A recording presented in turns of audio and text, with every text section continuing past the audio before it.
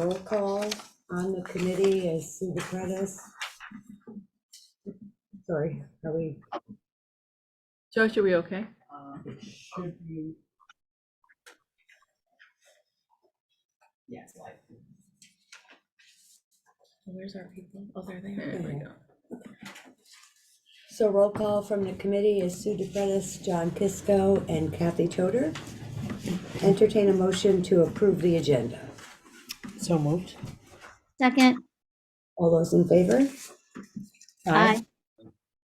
Entertain a motion to approve the minutes. So moved. Second. All those in favor? Aye. Okay. Public participation. Is there anyone on the public line? There's not. Okay. Here's- All right. Oh, Discussion and next steps, in-district assessments and follow-up questions on SBA report.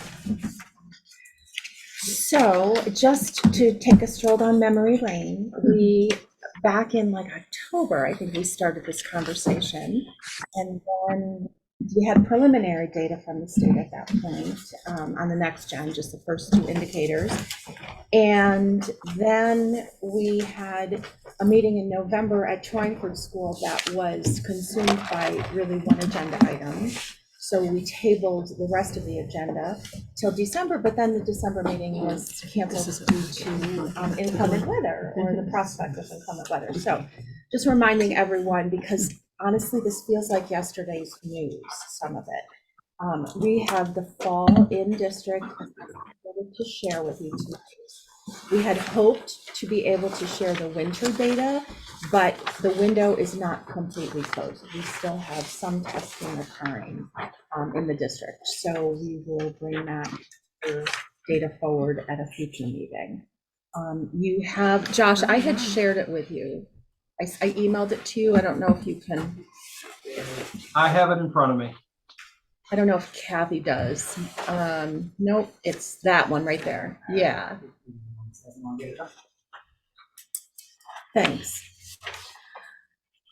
So this is all messed up. Anyway, so that's it. We're gonna get started. Andrew's gonna share the elementary. Tracy has some secondary information. Joanne's gonna pipe in when there's, EL specific concerns or information, and then we will jump right into some of the school-specific next generation accountability results.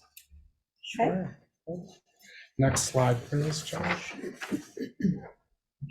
The first assessment we'll speak about this evening is the Dibbles assessment, which is the assessment we use in kindergarten through third grade to assess students' progress with their foundational reading skills.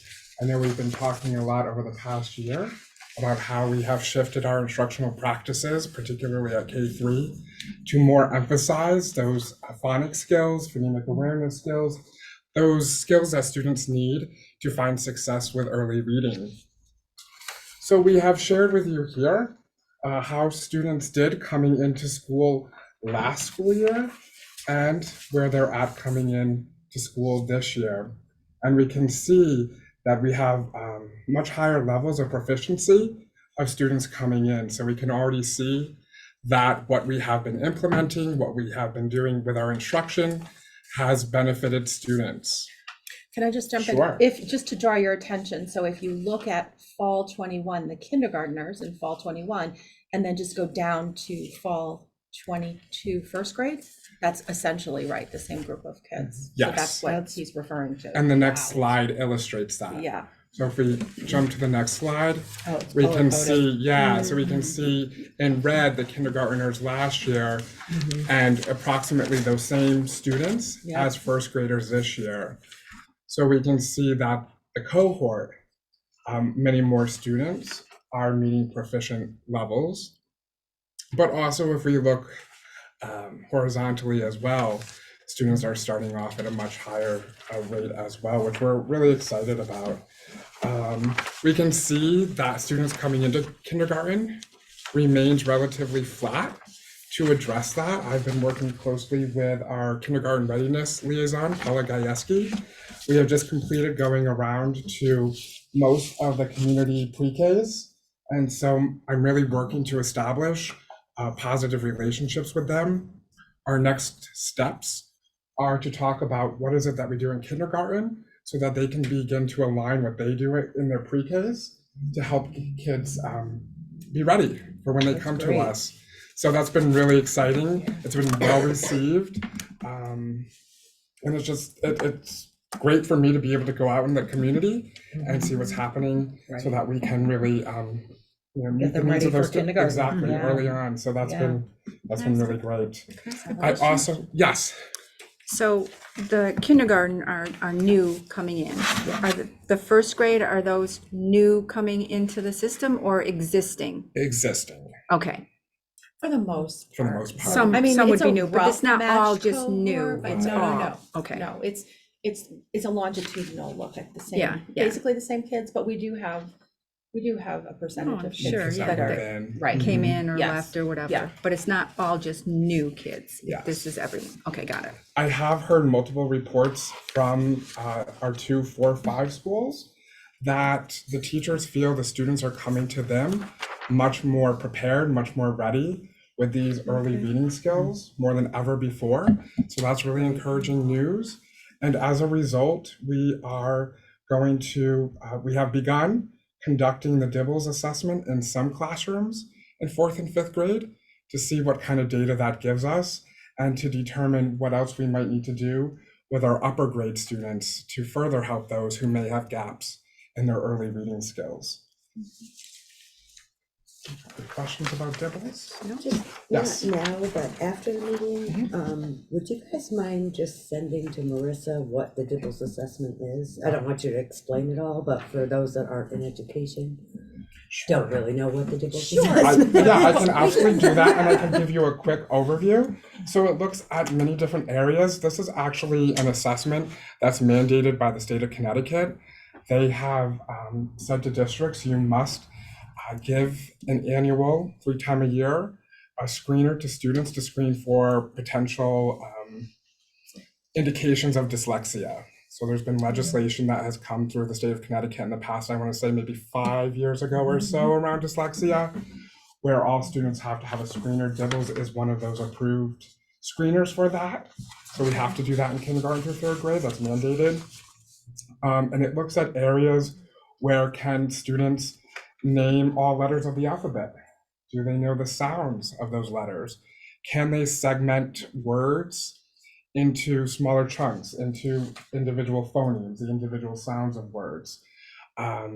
We look at students' ability to read words accurately and with speed. That's another. So the DIBELS, all in all, is comprised of, I would say, 5 to 6 subtests. It depends on the grade level of what they look at, that look at various early foundational reading skills. But I will certainly send you a document that describes it more in depth. Thank you. That'd be helpful, thank you. Yeah, it's basically, I would venture to say it's the way that you probably learned to read. Right. Many of us around the Yeah. table learned to read. That Yeah. has not been necessarily the case in the past For a couple long of time. decades. Yeah. Yeah, Right, yeah. Yeah. yeah. So we're returning To that. to that, Yeah. which, hello, yes. Yeah. Obviously And we're, working. and we're seeing, and you know, I just have to jump in and say, and really give Andrew a shout out because, and many of our coaches and our teachers too, because we did this was a homegrown initiative of ours, right? I mean, we just said, okay, let's put our heads together and look at the resources we have available to us, knowing that we really wanted to purchase a new reading program, but then we had the brakes pulled on us, right? We had to Right. wait. But we didn't want to wait any longer for these kids that really needed it now. And it's working, Yeah, right? that's great. And there's so much excitement amongst the teachers as well. For example, we're currently looking at the 7 approved reading programs from the state of Connecticut. Districts are encouraged to adopt one of those. We are going to adopt one of those, as you've heard previously.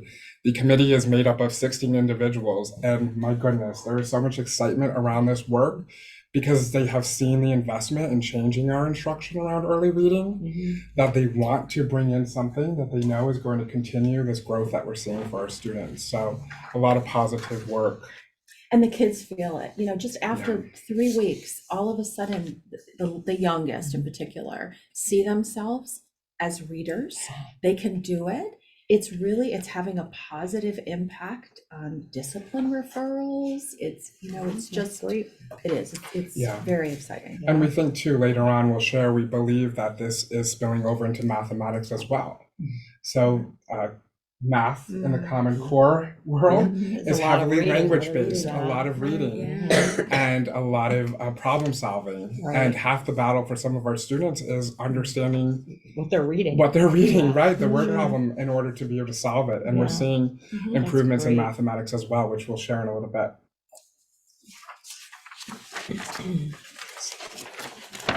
If you guys have any questions on the guidance from the state on the reading, I sent it to you, right? We got it today, but we have an opportunity to present tomorrow. Any questions we have on either the waiver or, so it's not a lot of notice, which I think purposefully they don't give us a lot of notice, but, so it's at 1 o'clock tomorrow, so. Okay, we can, well, all right, thank you. Yeah, just any questions, We are one of very clarifications, few concerns. districts who want to move forward with this, Without a waiver. without a waiver or Yeah. without an extension, because we've been on hurry up and wait mode Right. for 4 years, waiting Right. for them to, get moving, Right. right? So, but yes, we can certainly look at whatever, yeah. Right, yeah, and formulate. Yeah, it's just really if you want, because Sure. we're getting a direct link to the commissioner, so. Okay. Right, nice, that anything- you're getting that time. Yeah, so, if there's anything. Yeah, make good use of it. Okay. All right, so this next slide looks at our universal screener for reading, starting in grade 2 through 12th grade. So this is STAR, which you've all heard about, and it's more reading comprehension, aligned with standards. Like the slide that Andrew shared, this compares fall 21 to fall 22, looking at, new group of second graders, third graders. So if you scan your eyes from left to right, you can sort of see which grade levels are starting with a higher percentage of students meeting proficiency. So I think really quickly, most of the grade levels are, with the exception of grades 3, 6, 9, and 11.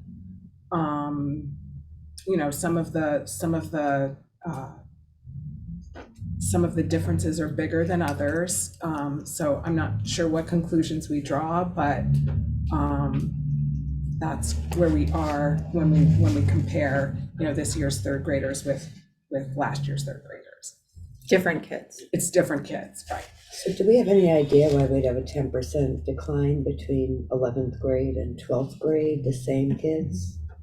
So the next slide shows the rough cohort similarly. So, but yeah, I mean, I think the speculation, and it would be speculation, is that the 12th graders don't take the STAR seriously. Yeah. They have a hard time doing so. This is what teachers report. Yeah, just to be honest. So we even considered not doing it with 12th Right. graders, but they sort of struggle to take it seriously because, I think they feel like SAT is what matters for college and things like that. They don't have as much skin in the game. Right.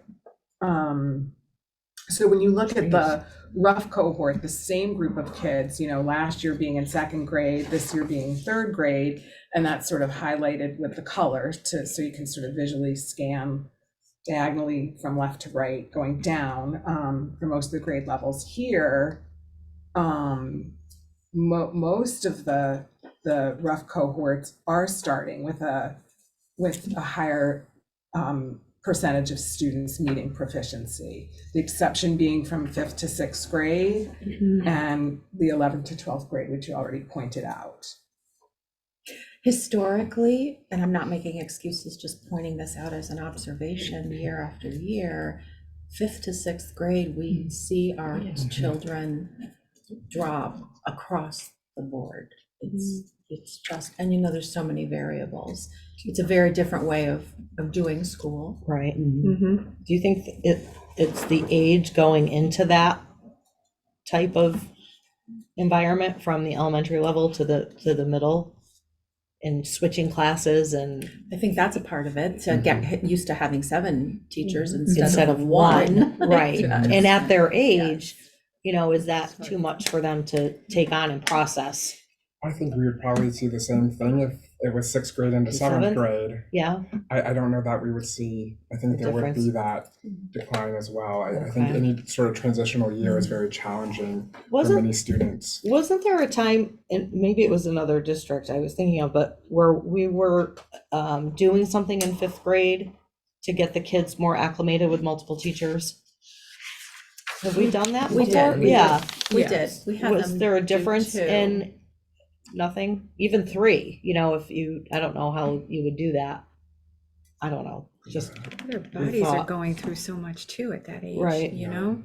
Yeah, I mean, I think it's hard to pinpoint, but certainly 6th, 7th, 8th grade, they're changing more than just about any other time of right, life, right. except for 0 to 2. Yeah. Developmentally, physically, emotionally. There's so much going on, and then you throw them Right. into a huge building with 1,000 other kids and Well, that 7 problem- teachers. That problem is gonna fix itself. Right, exactly. That's Prior- true. Yep. Prior to COVID, our 2, 4, 5 schools departmentalized, so there was 1 teacher for humanities, 1 for STEM. Okay, However, when we came back from COVID, we weren't able to do that. we didn't have with that the- luxury anymore. Right, and so we dismantled the departmentalization. Actually, we saw that our scores had improved Okay, when students had stayed with 1 teacher versus splitting their day between 2. yeah. I believe we shared that data once before. We could also bring that back again. No, that's okay. No, that's all right. That was just sort of an unintended consequence, right? Like, we didn't expect No, to we see that, didn't. but Yeah. we did see It it, and we was- thought, oh, wow, Yeah. you know, because relationships matter. Sure. And the kids really had an opportunity. And I mean, John and Kathy were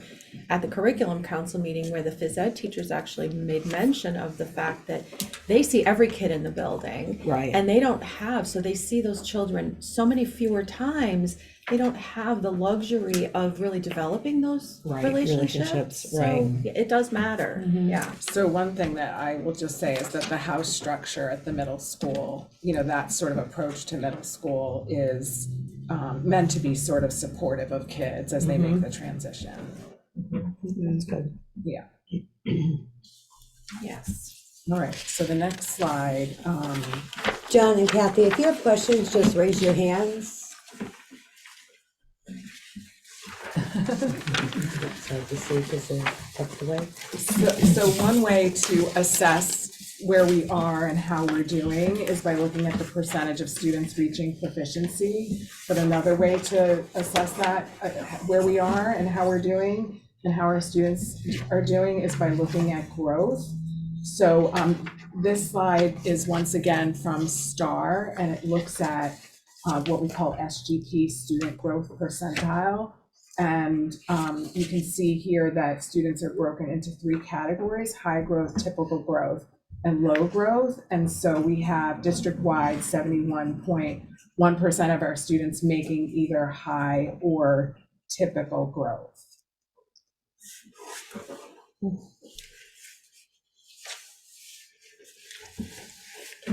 Okay, now we're going to turn to mathematics. Here we can see the data from students in fall 21 versus fall 22. We can see that there's the addition of STAR testing in mathematics in grade 1. In reading, we have multiple assessments where we can get to know how our youngest learners are doing. However, we don't have that luxury in mathematics, and so I advocated strongly to Sue and Sue to bring the STAR down to 1st grade, because I felt like 2nd grade was too late, where we could miss some kids, Right. where we could intervene early in mathematics. So I wanted that data to see how are our 1st graders doing, and it's quite interesting. It is. Our 1st graders actually came into 1st grade doing very well, and as I'm starting to see the winter data come in, they're continuing to do well. So that's giving us some rich discussions at our K-3 schools about how do we maintain how students are doing in 1st grade and beyond. So thank you again for allowing me to test in 1st grade. That's been really great. But we can see that when we look from the prior year's cohort to this year's, our students are starting off stronger than before. And I think that year prior, there was still some lingering things with COVID, and we're seeing that we're much more back to normal now, which is really exciting. Something that's really exciting too is that our 4th and 5th grades in reading and in math really made a significant jump. If you look, right, 34% from 4th to 52%. That's huge. 18% Yeah. jump, Yeah. And I think it goes back to our hypothesis about the importance of language across all disciplines, because I really do think that has a lot to do with the 63% that we're seeing in 1st grade. But I'm sorry, while we're on that, the 5th to the 6th, how do we, even looking ahead, looking at the diagonal view, the 34 to 52, and then from 5th grade to 6th grade, obviously we just talked, it dropped, but what can we do to raise them up for 7th grade? Because that number is still low too.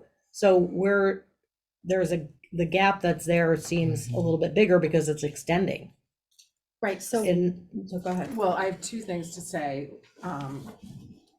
One is, we're not yet seeing the impact of the new approach to reading in these upper grades, Okay. right? Because Right, it's okay, gonna take yeah, time. that's fair. Yep. The other thing is,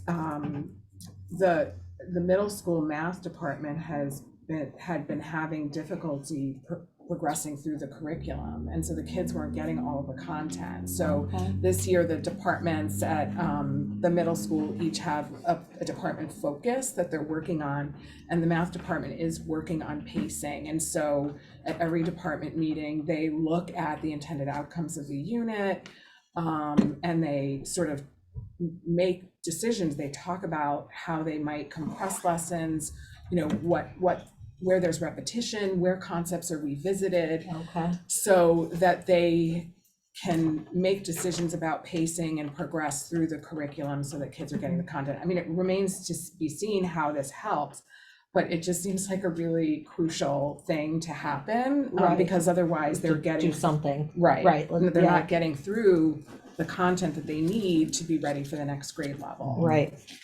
And to continue what Tracy was saying, while last year my focus in reading was on K3, my focus in mathematics was on 4-5.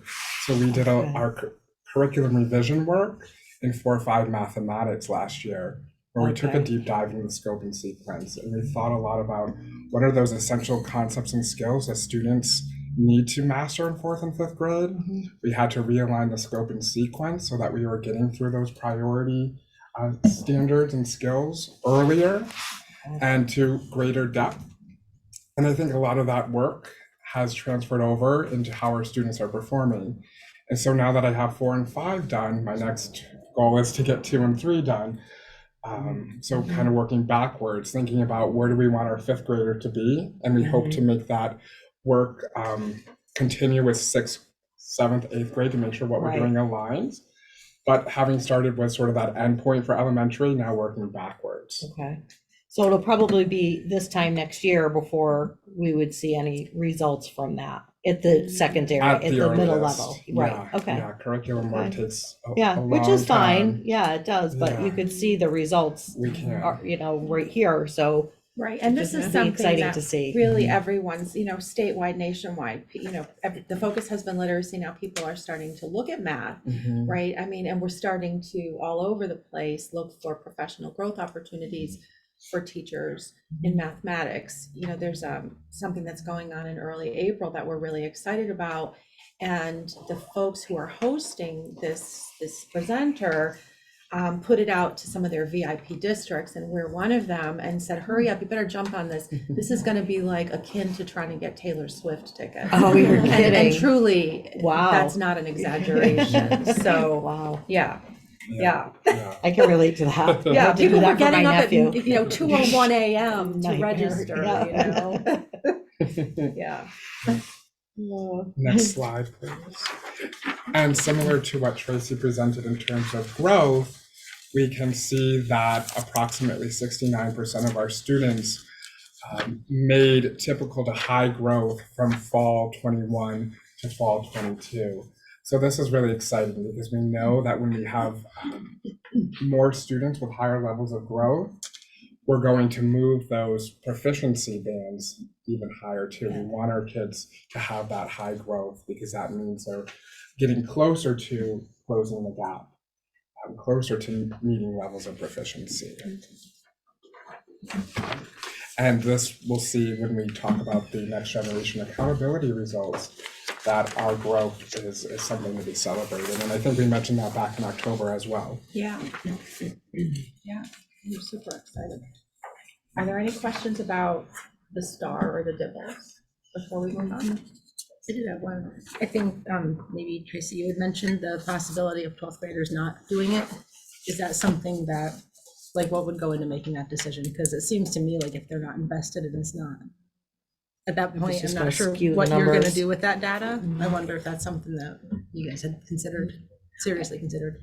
I think when we became an alliance district, they were really pushing for us to do K through 12. But now that we've established a rapport, they've been able to visit schools, they see that we take the assessments very seriously. That will be added to our discussions. Just like now we're adding math in terms of testing for our first graders. You know, we are really expanding in ways that are much more meaningful. So I think they'll let us tailor it to what our needs are. So that'll be the next conversation. They come back next month. So. Thank you. Okay, Josh, next slide, please. Next slide. Okay, so the next generation accountability results. I did print out and pass out for you this double-sided. This is an old document. It's really was published by the state back when they shifted to this type of assessment approach. It's just for your information. It's just a quick, FAQ for folks.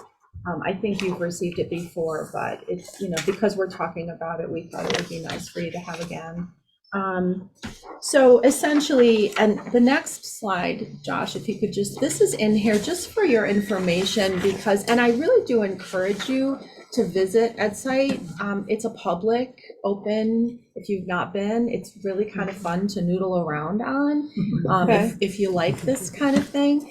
I do. All Yeah. this data. No, it's a lot of fun. There's a lot there's a lot you can learn. You can go on and the data is available to anyone for any district in the state. So, and you can learn about, the different demographics and how different grade levels are doing. So any of the information we share about Torrington, you can look up for, your brother's district or, whatever you decide you want to do. So I would encourage you to do it. And then if you have questions about any of it, bring it back. Because this is really the stuff that we like to talk about the most. So. And the next slide just is a reminder of, so when the state shifted to this, they moved from really these one measurement, one data point accountability systems, really, where where districts were being held accountable to a moment in time for a child. And then they shifted to this because they recognized that it's really about growth. So the next gen accountability system, yes, they look at proficiency, they look at growth rate, or they look at that moment in time, but it also looks at growth over time, and that is much more important to them. That's really where they emphasize what they're looking for a district.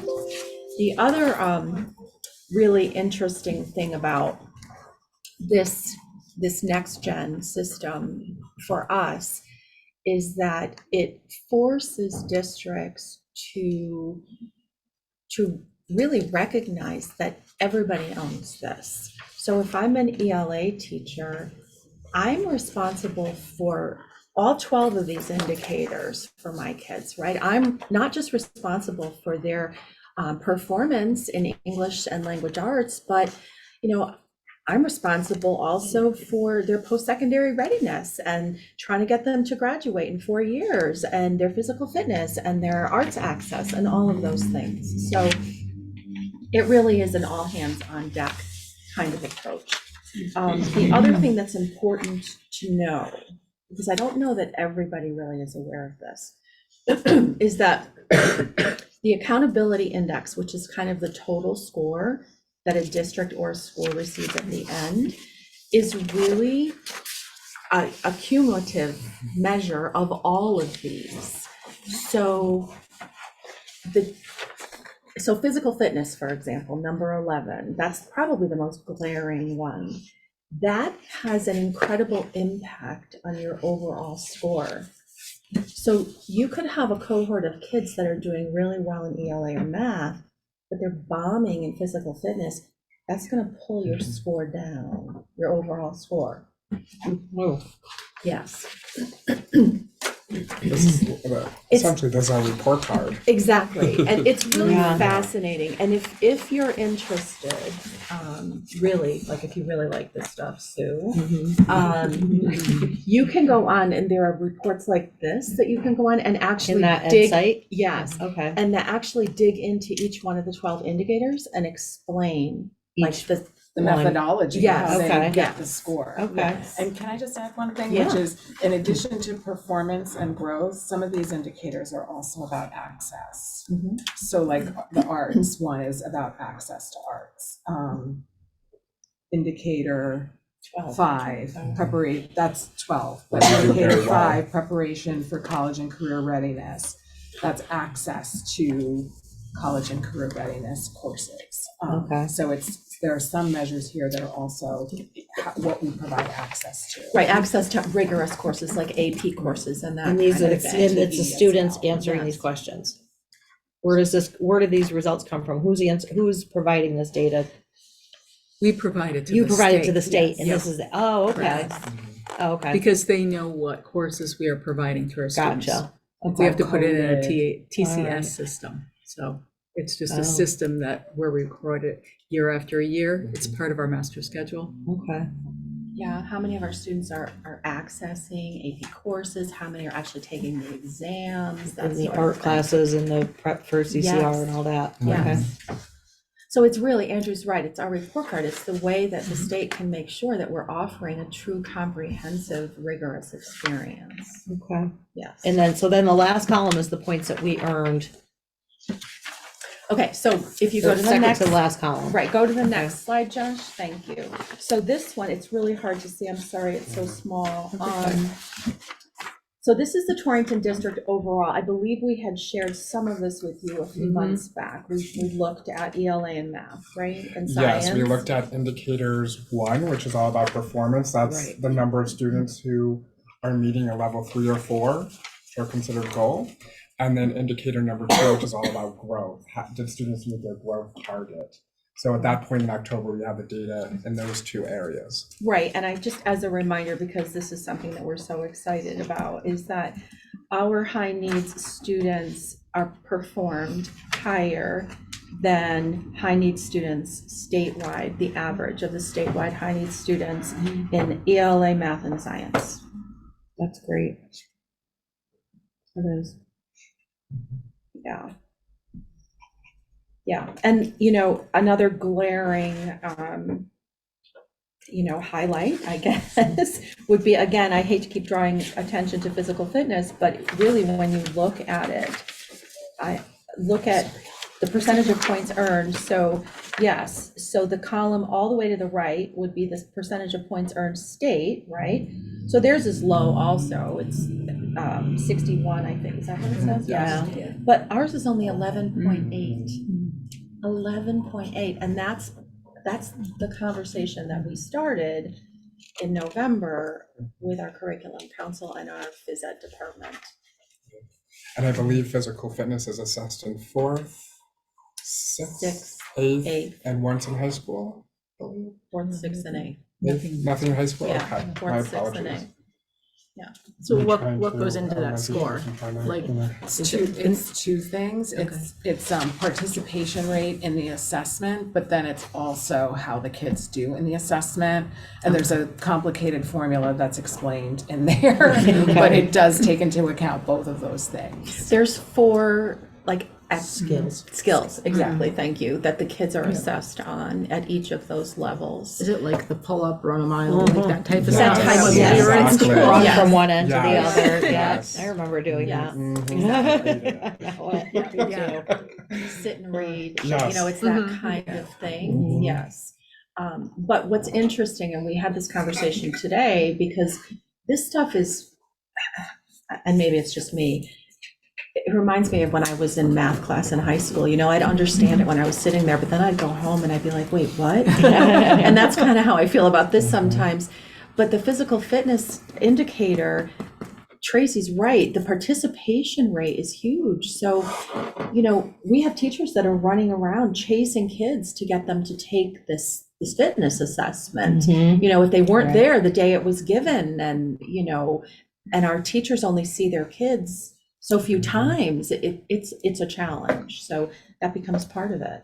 So it's participation in the assessment, not participation in like And gym the- class. correct. Yes. Correct. It's not attendance based either?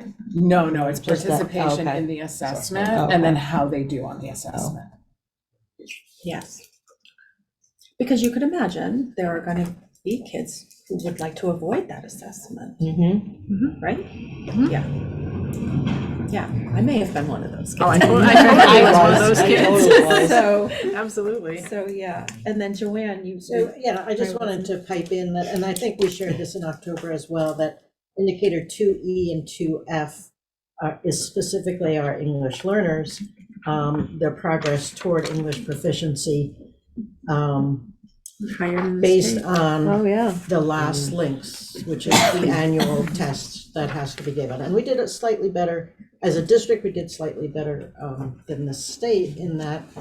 And it's kind of up and down as you look at the different schools. And I think our biggest challenge really is at the high school, where we have so many students coming in to us who have had limited or interrupted formal education. They've had big gaps in their schooling, and then they're trying to learn English and earn credits and, you Yeah. know, catch up with their peers, which is, we've got the gift of time in those younger years. But I think the exciting thing about all of this is that it is just a reminder that all of our kids are all of our kids, and that that holistic approach, and the fact that it forces everyone at every school to see, what can I do to improve, you know, and to move an indicator. Right. So I think that's where we Motivating. need to go, yeah. And to work with the other teachers, you know, collaborate. The next two report cards, if you will, are from our K-3 schools. The first one we're going to look at is Torrington Elementary. And we can see that there are many areas where we don't receive a score. So for example, indicators 1A through D, that is captured from the third graders who take the Smarter Balance for the first time in their student career. We don't have any information on growth because the third grade is our baseline year. It won't be until fourth grade where we can see how have they grown from third grade. So that's why that's empty. We can also see that things like preparation for college and career, that's not until secondary school. Things like graduation, again, secondary school. And the physical fitness isn't until fourth grade. So we're limited in terms of the measures that we have at our two K-3 schools. We have performance areas, we have progress toward English proficiency, and chronic absenteeism. And we could see that in indicator 1, indicators 1B, 1C, and D were higher than the state average. And in terms of chronic absenteeism at Torrington, we're also above the state average. And I believe the same is true for English proficiency for EL students. So that the chronic absenteeism in this case being higher is a good thing? For the points earned, it is. Okay. But we have to look at, when we look over in the left-hand columns, where we see, for example, 4A, chronic absenteeism, all students, 19.8. Okay. The column that says index/rate, our goal there, our target is to have less than 5% of our students. Okay. So we have work to do, Okay. but we're still doing better than the state Right, overall. yeah, the state is at like 20. 23 something. Yeah. Okay. Yeah. Yeah. Our alliance target is 8.9 for this year, so last year is more like 11%. Mhm. So when these scores were taken, 19.8, really Yeah. in times of post-COVID, That's when it right? was We're just happening. trying to keep it, Yeah. in Yeah. perspective. Yeah. Those points earned in that 40.9 and the percentage points earned the last to right column, Yeah, that will go up when your percentage goes down. Correct. Okay, so that yes. is a good thing there. Mhm. Okay. Mhm. And if we go on to the next slide, which is Vogel. In indicators 1B and 1D, those are higher than the state average. And Vogel is also doing well in regards to chronic absentee. Shouldn't say well in a different way. In terms of, in regards to the state, Mhm. Torrington is doing better with chronic absenteeism. English proficiency there. I mean, I Okay. would say the same as what I said previously. And then we'll turn next to our 2, 4, 5 schools, the first being Forbes. We can see that there are more indicators now because, for example, with the growth, we're now comparing kids to their prior school year and how they did. Did they meet their projected growth target? We can see that in most indicators, Almost we're every above the state, column. almost every exactly above the state average, except for the physical fitness. Mhm. And that's in 4th grade. And remember that that impacts your overall index, which is the one at the bottom, Right. right? So if, Yeah. I mean, we're really like rocking it in a lot of places. Right. If we could, Yeah, yeah, get the, the physical percent- fitness the- is kind of a. pull that up and, Mhm. I failed to mention earlier, my apologies. You'll see in the upper left-hand corner of each slide, each school is given a category. Mhm. They can be a category 1 through 5 school. Category 1 being an overall accountability index of, I believe it's 85, yes, it's 85 to 100. A category 2 school has a total accountability index somewhere between 70 and 84.9. A category 3 is 0 to 69.9. And then our category 4 and 5 schools are those schools that are turnaround schools, which we're not. We don't have any category 4 or 5 schools in Torrington. So when we look at Southwest, the next is a category 2 school. And they performed above state average in every area except for the physical fitness. And it's my honor to share that Southwest is a school of distinction, and they earned this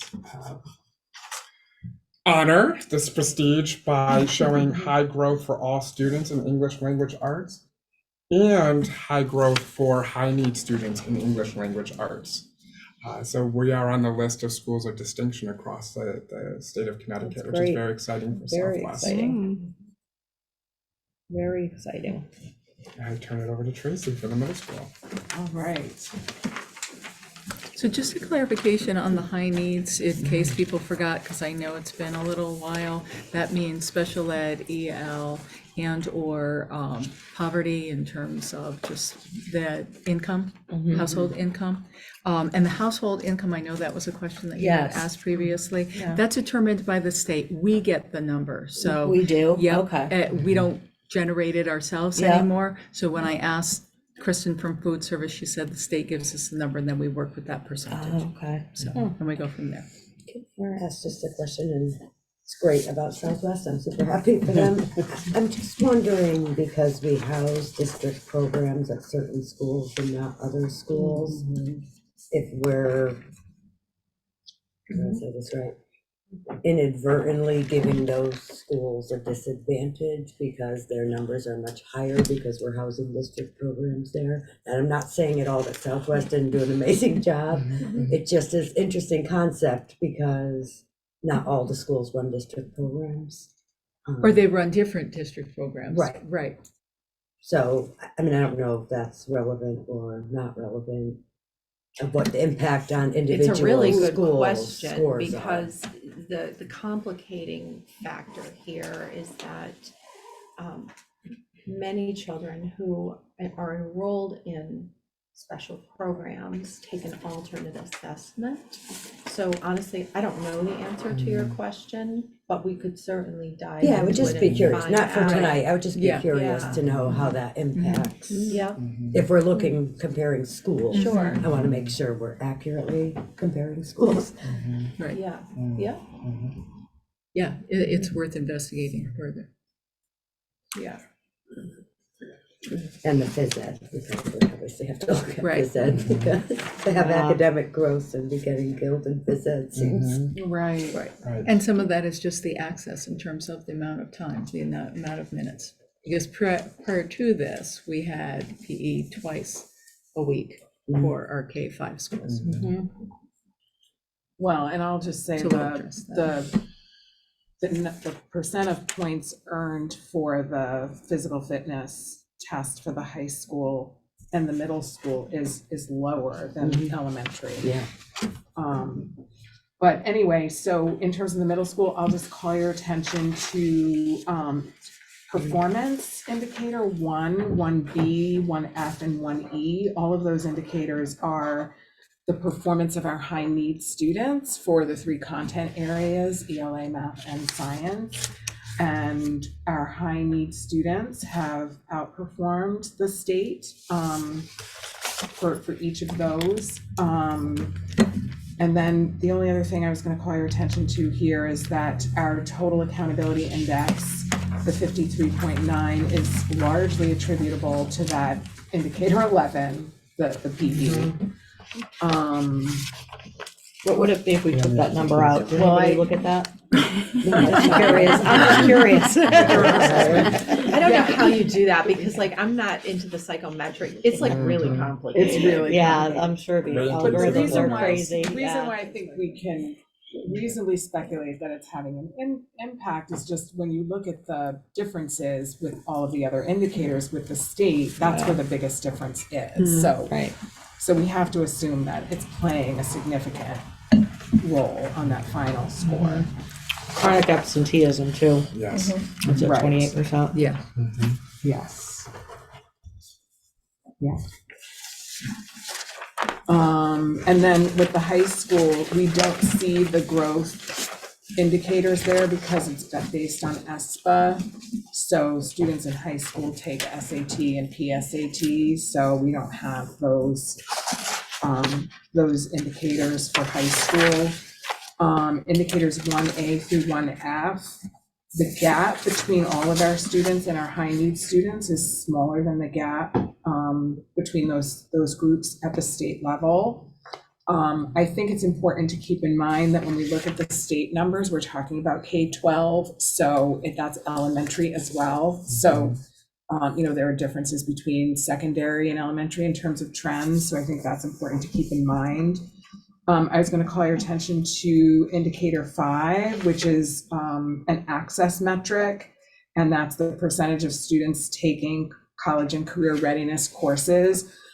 Believe it or not, that's a little bit complicated too, because it looks like I don't have all of the information at my fingertips, but it's like taking 2 or more CTE classes. Like, it's not just taking one, it's taking more than one.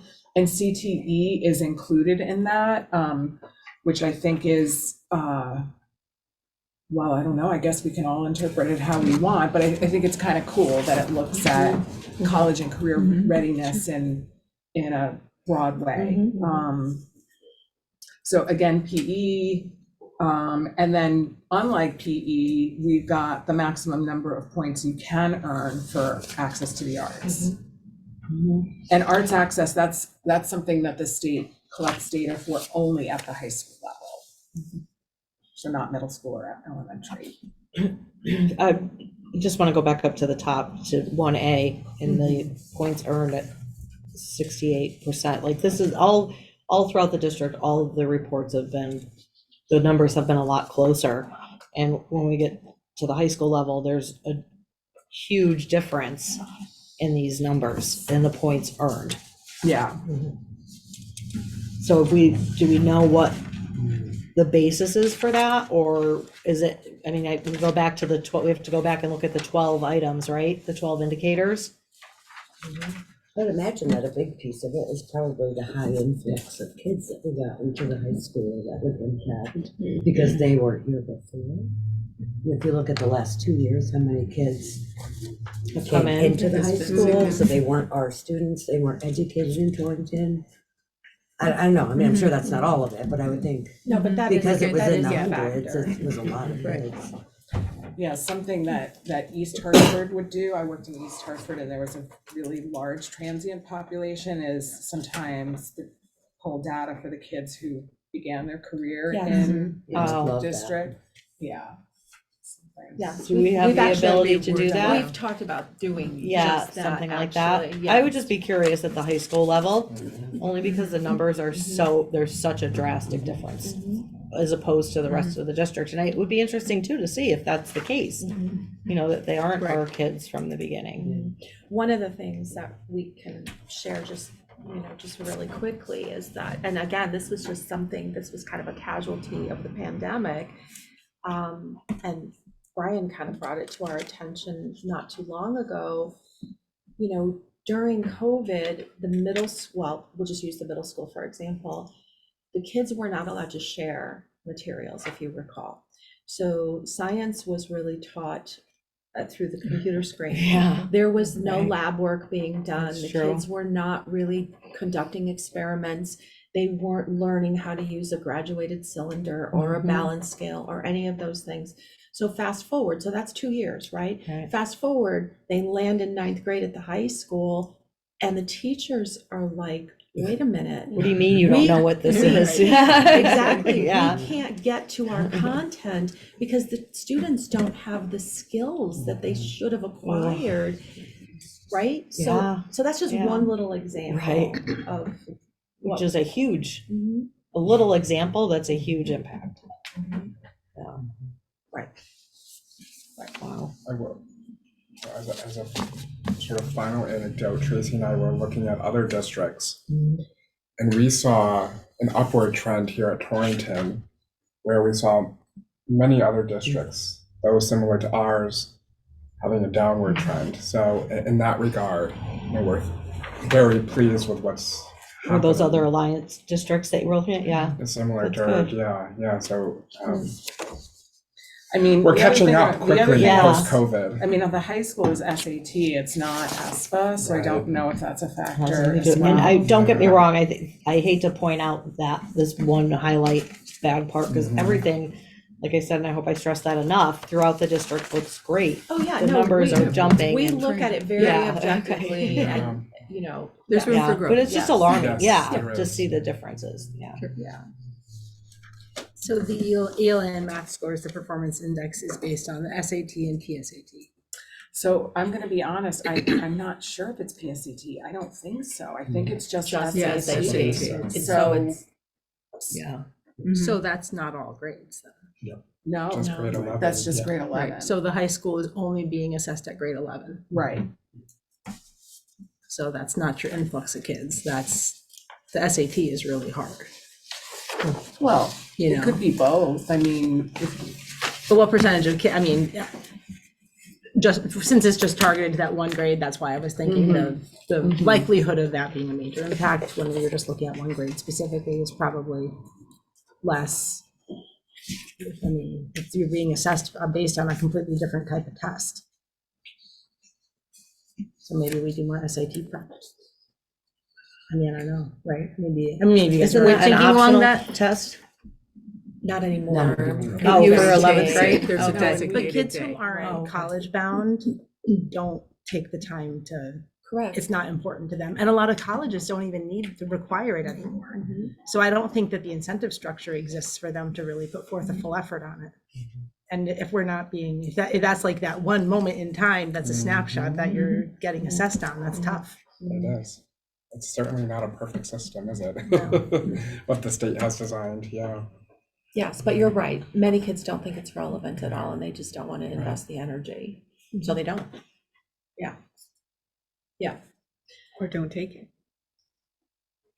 perhaps. Yeah, right, they're absent that day. Right, and then, you know, we do our darndest to Right, catch them right, up, because yeah. again, participation plays a role in that. Correct. Participation plays a role in the ESPA assessment. It's, you know, you've got to get your participation rate up to as close to 100% as you possibly can, or you get dinged for that too. And it's so hard with phys ed being one of the hottest items, because it's, I mean, let's face it, what's the percentage of our students that love it and want to participate?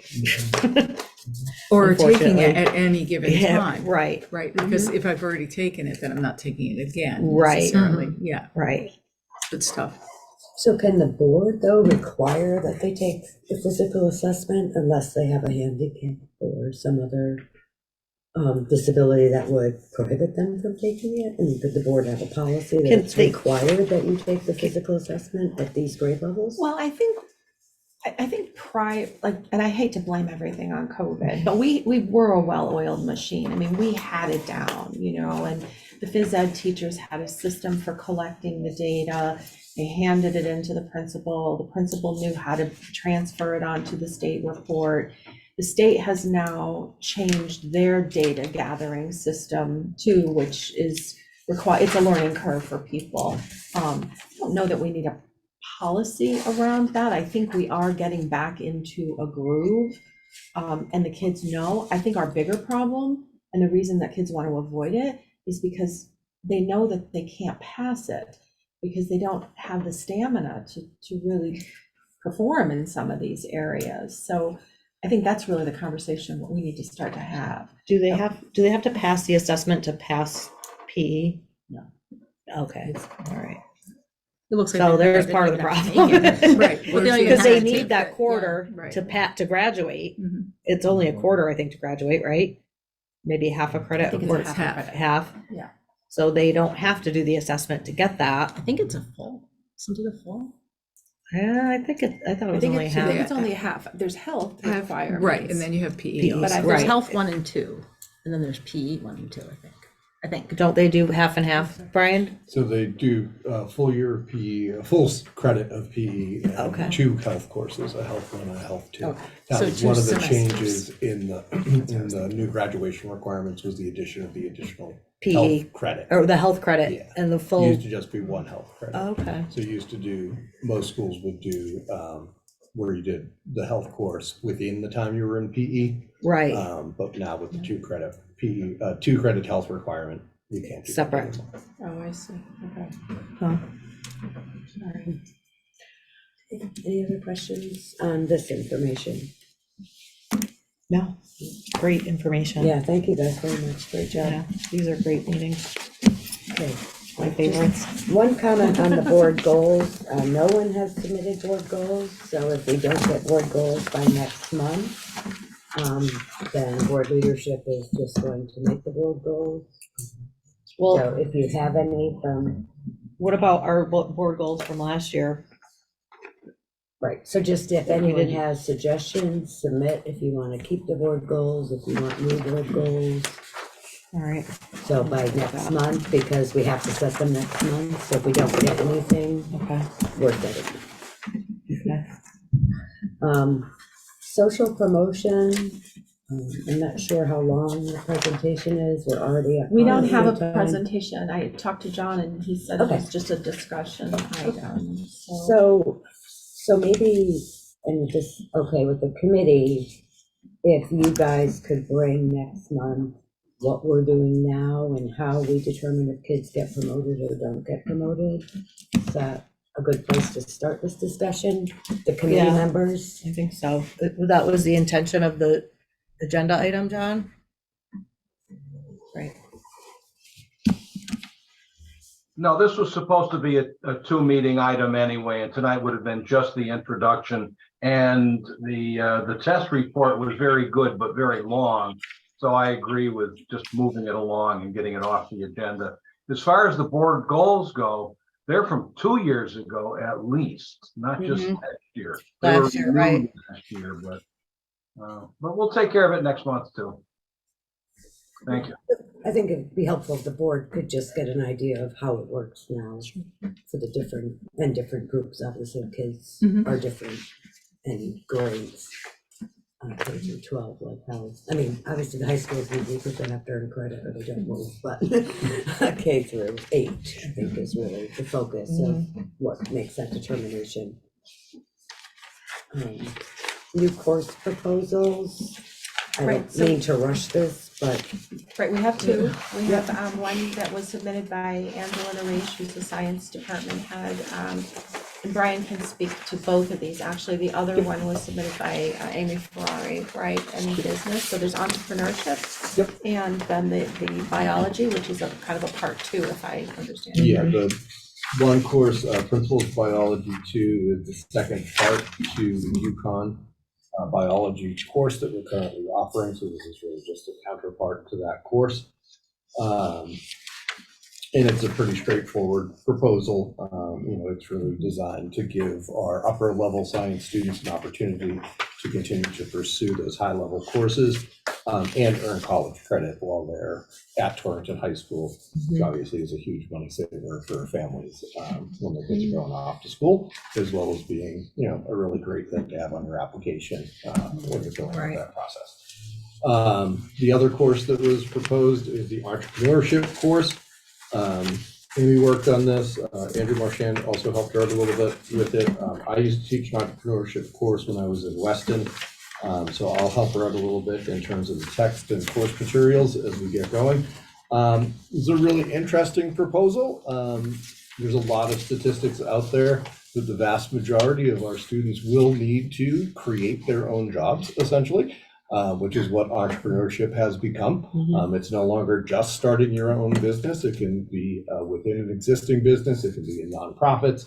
So that's really what she's hoping to explore and really give these students an idea of what it takes to start your own business or to take something in a different direction or start a not-for-profit. Within that proposal, she's going to have the students work through data from the Small Business Association as well as other organizations to show students, tax structures, corporate structures, business structures, legal structures around the idea of starting their own businesses. it's great. Any questions? Yeah, I do. So with both of these proposals, the first one, there's no mention of any sort of textbook at all. And I'm wondering curricularly where the curriculum is coming from. I understand UConn, but UConn usually has textbooks that people have to buy. So should there be a textbook mentioned here? All the materials are online for this one, for the Biology 2 one, because the textbook is the same textbook as the Bio 1 textbook. So they're So using the the same students would use textbook. the same textbook, and the additional materials are all online. Okay. Is that a textbook that the board has approved? Biology 1 textbook or the, Bio 1. we've been using it, right? Yes. Yeah, we didn't go through Yeah, it. I mean, it's just, this is not a new This- course, is it? No, I'm just asking because it's been a very long time since we've seen any textbooks and I didn't know how long we've been doing UConn Bio. So I'm just wondering, because that's a discussion that we had. Yeah, no, we've been doing UConn Bio for as long as I've been Yeah. here in this position, so, yeah. And then for the entrepreneurship one, there is a mention of a textbook here. Yeah. So when will we be seeing that for approval? Once we know the course is approved, Andrew and I will work with Amy around looking at both purchasing textbook options as well as free online resources that would be available to her. When I did the course, when I was in the classroom, I used all online materials because federal government provides a huge amount of materials for people who are starting businesses.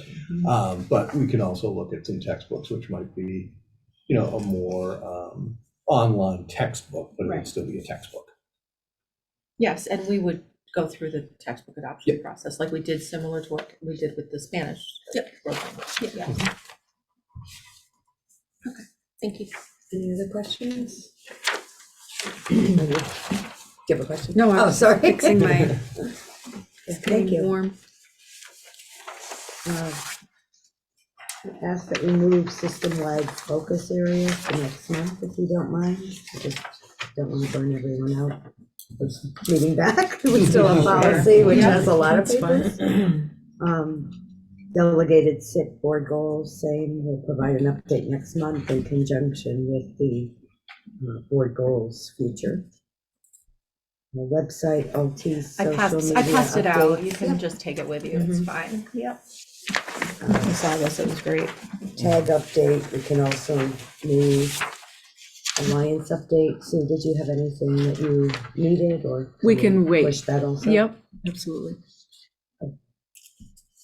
Topics for future meetings, we'll leave the same. Comments for the good of the order, Kathy?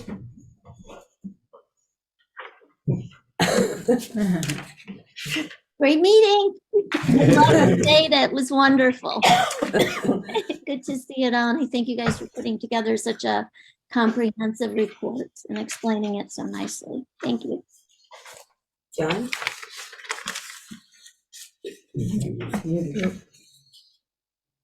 You're on mute. Can't hear you. All right, yeah, I do that all the time. Thanks for running the meeting, Fiona, and great report, just very comprehensive, very thorough. Thank you. Sue? I'm just doing the committee Oh, first and then I'll go. Great meeting. All the information was really good to hear. Looking forward to more. Thank you. Go on. All set? Yes. Yeah, I know I already shared this with some of you, but I listened to a really interesting podcast this week called Sold a Story, and it goes through, it's like an investigative journalist did it, I think, but it goes through the history of how we teach reading in this country, and it started like 30 years ago, or maybe even longer than that, and like how it changed away from phonics and back to phonics, and it was neat when I listened to it because I recognized a lot of the things that we're already building back in our district is what they're kind of concluding is the best way.